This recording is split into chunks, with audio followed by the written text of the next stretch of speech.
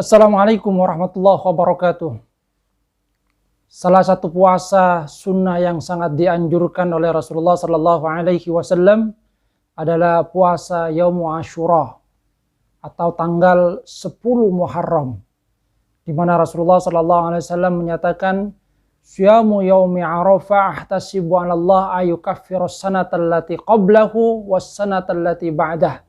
Puasa hari Arafah, aku mohon kepada Allah Subhanahu wa taala agar bisa menghapus dosa setahun yang lalu dan setahun yang akan datang. Wa syamu yaumi Asyura ahtasibu 'ala Allah ayukaffiras sanata allati qablah. Sedangkan puasa hari Asyura, aku memohon kepada Allah agar bisa menghapus dosa setahun yang lalu. Artinya, pahala dari puasa Asyura tanggal 10 Muharram sebagaimana yang dikatakan oleh Rasulullah Sallallahu Alaihi Wasallam adalah menghapus dosa selama setahun yang lalu. Ini adalah satu kemurahan dari Allah Subhanahu wa taala. Betapa besarnya rahmat Allah Subhanahu wa taala kepada kita. Kita berpuasa satu hari, akan tetapi Allah Subhanahu wa taala menghapuskan dosa-dosa kita selama 1 tahun.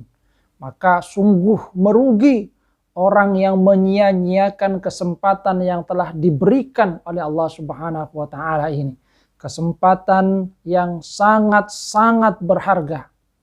Para ulama salaf bahkan kemudian sangat menganjurkan untuk berpuasa, puasa Asyura ini, walaupun dalam keadaan safar, di mana mereka katakan kalau puasa Ramadan itu masih ada waktu, iddatum min ayyamin ukhar, hari-hari yang akan datang untuk bisa kita ganti manakala kita melewatkan karena sakit ataupun yang lainnya. Akan tetapi puasa hari Asyura tidak bisa diganti di hari-hari yang lain. Artinya kalau sudah berlalu dan kita tidak melaksanakan puasa ini, maka tidak ada kesempatan untuk menggantinya di hari-hari yang lain. Untuk itu, kita bisa melihat juga bagaimana perhatian dari orang-orang terdahulu terhadap puasa ini. Umar bin Khattab bahkan kemudian menulis pesan kepada Harits bin Hisham. Beliau katakan bahwasanya besok adalah hari Asyura.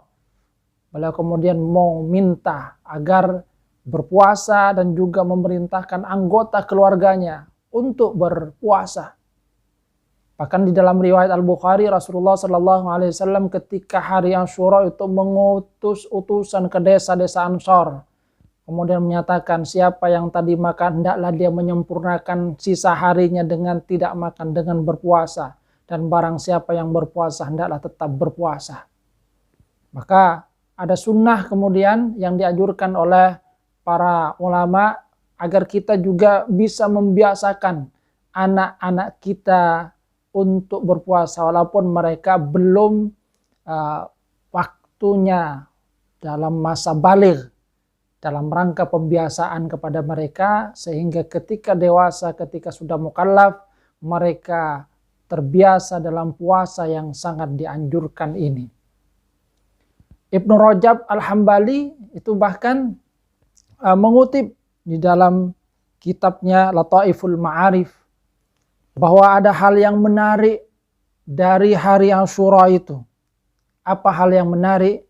Ternyata beberapa hewan itu juga berpuasa di hari Asyura ini. Di antara hewan yang berpuasa itu adalah semut, di mana diriwayatkan dari Fath bin Sakhraf, beliau itu berkata, dulu saya biasa meremukkan roti untuk diberikan kepada semut. Akan tetapi kata beliau, pada hari Asyura mereka tidak mau untuk memakannya. Khalifah Abbasi Al-Qadir Billah juga pernah mengalami hal tersebut. Sehingga beliau kemudian bertanya kepada Abul Hasan Qazwaini, di mana kemudian dijawab, sesungguhnya semut itu berpuasa pada hari Asyura. Coba nanti bisa kita lihat. Besok semut itu benar-benar berpuasa atau tidak. Ini mengisyaratkan tentang keagungan dari hari ini.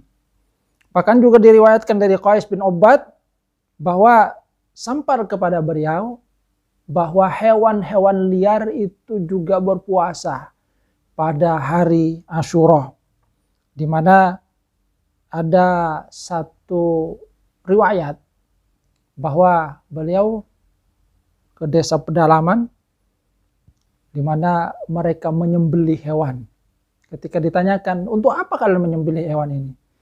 Mereka katakan, karena binatang liar itu pada hari ini sedang berpuasa. Coba kita lihat.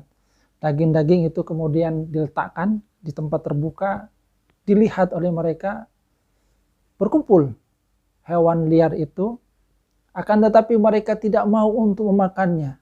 Baru ketika tiba waktu maghrib, hewan itu kemudian memakan daging yang ada di depan mereka, yang mengisyaratkan bahwasanya mereka itu berpuasa. Rasulullah SAW juga menyatakan bahwasanya hari Asyura itu hari di mana para nabi itu berpuasa. Karena itu mari kita lakukan puasa Asyura. Mudah-mudahan ini akan semakin mendekatkan diri kita kepada Allah Subhanahu wa Ta'ala. Kalau kata Ibnu Hajar Al-Asqalani, ada 3 tingkatan dari puasa Asyura ini. Yang pertama adalah tingkatan yang terendah, yaitu hanya puasa di tanggal 10 Muharram pada hari Asyura. Kemudian tingkatan yang kedua adalah puasa dibarengi dengan 1 hari sebelum atau sesudahnya.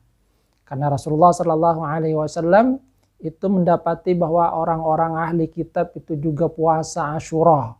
Karena di hari itu Allah Subhanahu wa Ta'ala menyelamatkan Nabi Musa alaihissalam dari Fir'aun. Maka mereka berpuasa dalam rangka memperingati hari pembebasan dari kekejaman Fir'aun ini.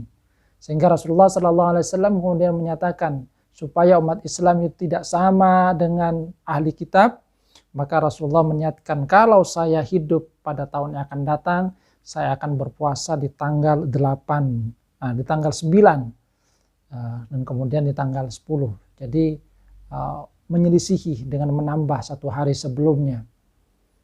Ini kata Ibnu Hajar Al-Asqalani ditambahkan.